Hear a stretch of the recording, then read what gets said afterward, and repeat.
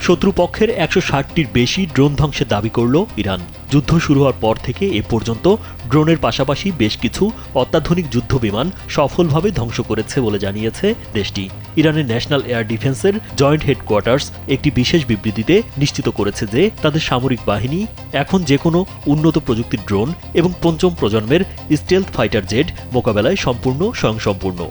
ইরানের এয়ার ডিফেন্সের commander brigadier general Alireza এলহামি জানান, ইরানি সৈন্যরা এখন সম্পূর্ণ আধুনিক ও দেশীয় প্রযুক্তি ব্যবহার করে আকাশপথে শত্রুদের অতর্কিত আক্রমণ বা আমবুশ করতে প্রস্তুত। স্যান্ডেলিনা সো, রূপচর্চায় আভিজাত্য। তাদের এই নতুন প্রতিরক্ষা ব্যবস্থা এতটাই শক্তিশালী যে তা পঞ্চম প্রজন্মের যুদ্ধবিমানকেও অনায়াসেই শিকার করতে পারে। জেনারেল এলহামি নিশ্চিত করেছেন যে তারা ইতোমধ্যে হারমিস এবং লুকাসের মতো বিশেষ অন্যতম সেরা প্রযুক্তির ড্রোন সহ বেশ কয়েকটি ক্রুজ ক্ষেপণাস্ত্র ধ্বংস করেছে।